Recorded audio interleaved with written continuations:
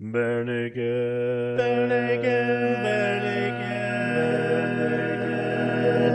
ABCs.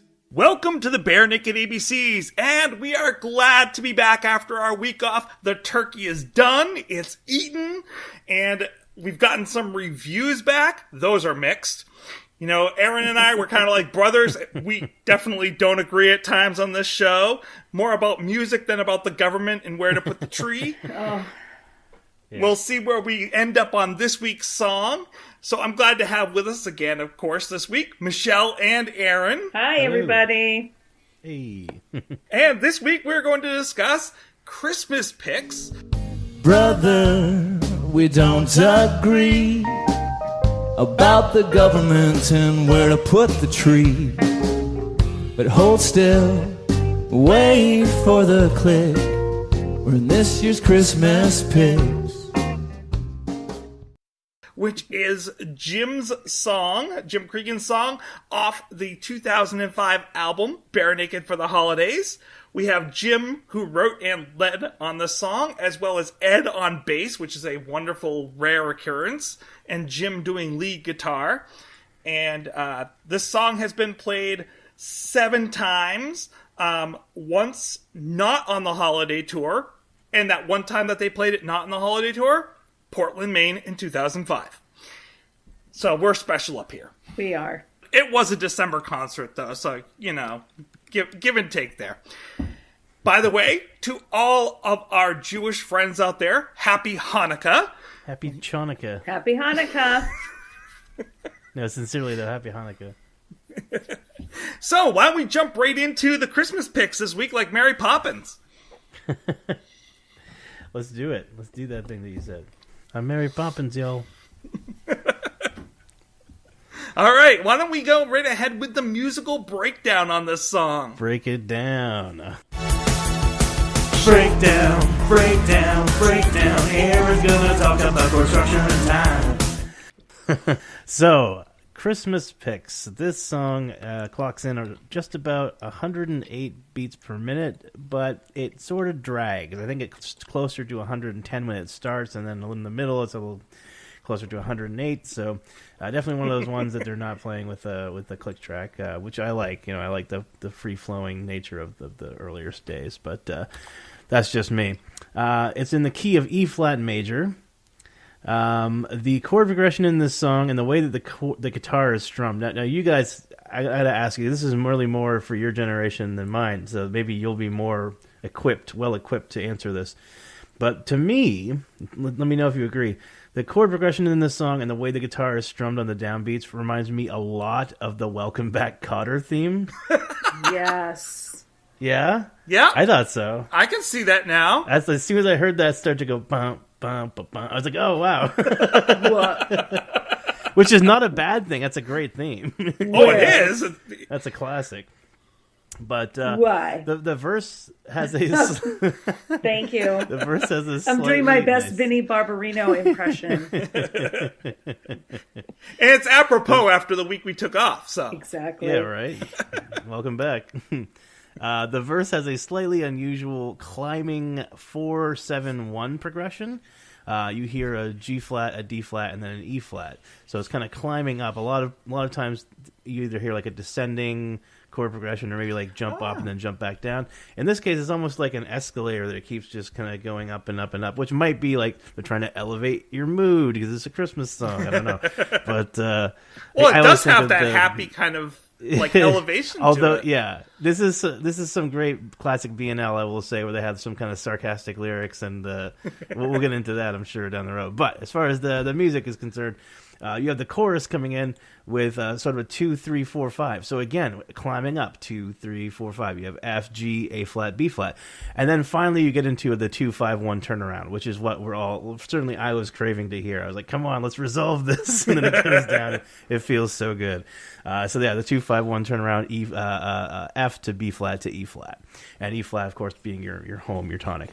The bridge changes are G, C, F, B flat, so that would be 3, 6, 2, 5. That's a little more jumping around a little more unusual, seeing as how a lot of the song is very much like going straight up.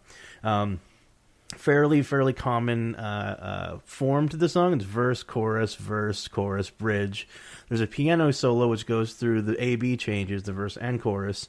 Then you get a verse, then a chorus, and then an outro, which alternates extended changes through the chorus changes. So I would call it A-B, A-B-C, A-B, A-B. Kind of a classic kind of pop rock construction. It's certainly a well-crafted tune. Nothing wrong with it at all. It's a good Christmas rocker. I put it up there with like Rocking Around the Christmas Tree and other classics like that. I think it's a perfectly good Christmas tune. So, E flat major, is that a normal chord for like a Christmas tune? Is that unusual? Or I don't. People who there's the joke in and This Is Spinal Tap, where Nigel's at the keyboard, he's saying D minor, which I find is the saddest of all keys. I don't really buy into that. That's like saying, oh, he's a Scorpio, he's definitely going to be a jerk to you or whatever. Like, I think there's a little. It's more about what you do with it. So for me personally, at least, I guess maybe people who have perfect pitch might disagree with me, or someone who has like kinesthesia or whatever, where they can like see colors or hear or have like a particular feeling or smell something when certain notes are hit. They may disagree. For me personally, it's all about where you go relative. You start somewhere, you have a home somewhere, and it's all in the intervals between the notes. But yeah, I mean, certainly I've wrote a song or two in E flat. It's one of the keys as a keyboard player and a pianist I like, because it doesn't have that many incidentals. I like to write in like C and A minor and like maybe B flat or E flat. But that's just my personal preference. But yeah, I've noticed that I don't think that we've had a lot of E flat songs from BNL. And as far as Christmas songs, I haven't honestly done a lot of analysis on standard Christmas songs, so I couldn't really tell you. That's a whole other podcast. But yeah, I mean, that'd be an interesting study, maybe, if the government wants to give me a National Endowment for the Arts Fund. Now you've given me a whole new column donation on the Excel file that I now have to put in all the different chords and go back through and see who plays which chords the most. I think what we should do is start up a Kickstarter to get. I can quit my job and I can just analyze Christmas songs and BNL songs.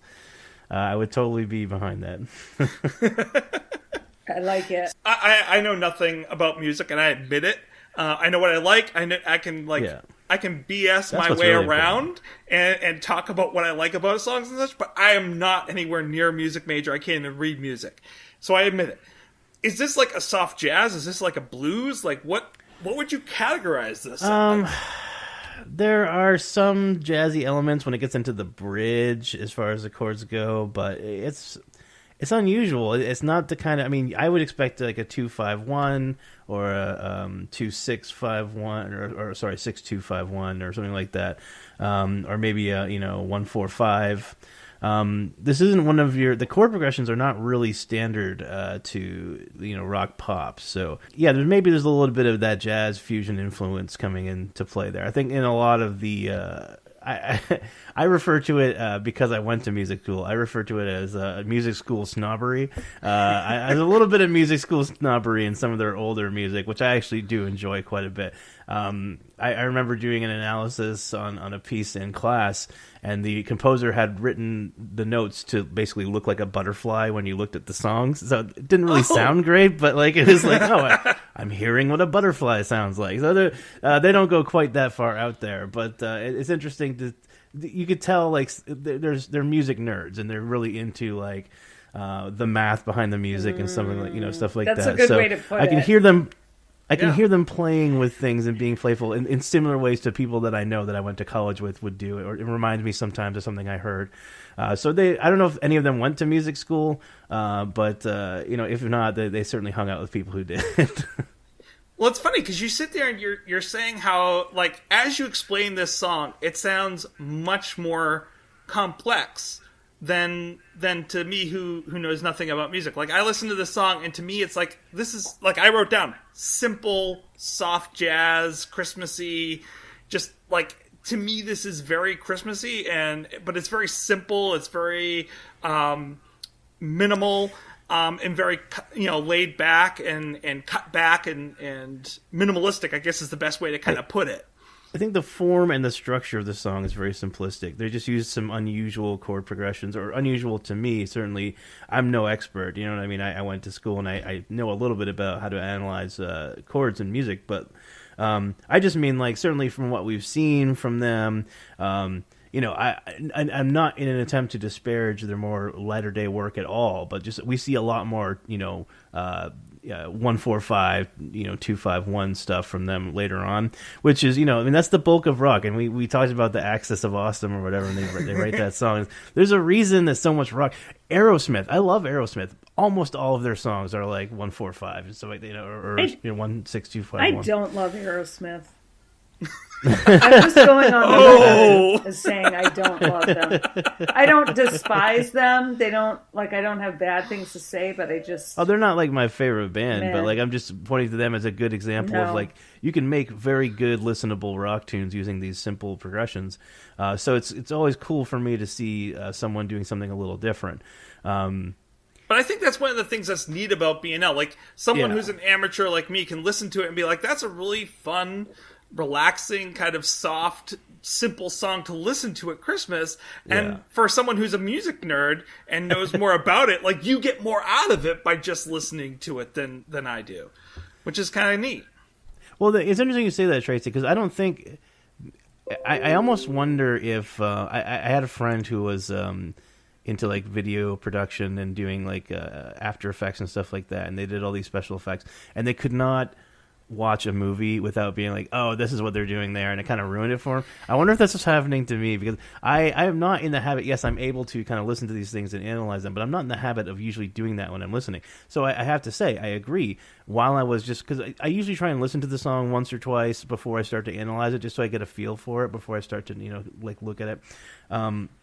So the first few times I listened to it, I thought the same thing, simple tune, and it is a simple tune, but it wasn't until I started kind of like playing around on the keyboard trying to see what they were doing, I was like, oh wow, that's interesting, that's different, that's not what I expected, because you can make something depending on how you phrase the chords, how you arrange things, you can make it sound more extreme than it really is, and you can make it sound more subtle than it really is. So if you're really good at arrangement, which it seems like the BNL guys are. You can take really dramatic chord changes, but because you're moving so little, because you're keeping the harmonies close, it doesn't seem as extreme as it is. Likewise, you can also just go like anyone who's just learning the piano and learns like how to make like a C chord and just marches it up the piano or whatever can see like, oh, that sounds very like childish and simple or whatever, because you're kind of jumping everything up by the same intervals.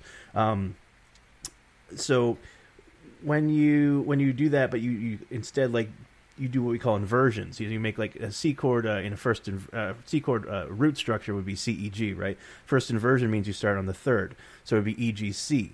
Second inversion would be G C E. So depending on which inversion you put, which note is in the bottom, you can actually keep things sounding like they're kind of staying around that one tonal center without moving much, when in fact you're going all over the place with the notes that are actually making up your chords. So sorry to geek out there. No, it's interesting. I love this stuff. So yeah, this it certainly is. It is a simple song, and it is a simple form and structure to the song. But they were doing something that I didn't expect, and I did not. It was interesting seeing this kind of progression, these kind of rising progressions. Not something I expected to hear, and it does. It still sounds sounds right on the ears. Yeah. So Michelle, we've left you out of this conversation. Please, Michelle. I wasn't going to interrupt anything. Even if I didn't see on paper that Jim wrote the song, I would know that Jim wrote the song. This is such a Jim song. It's great. It's got his interesting chord progressions. It's got his funny, like quirky, funny, clever lyrics. It just sort of like, it's a picture into his world. And I love this song. It cracks me up. It definitely reminds me of Spider in My Room. Like it's that same kind of feel.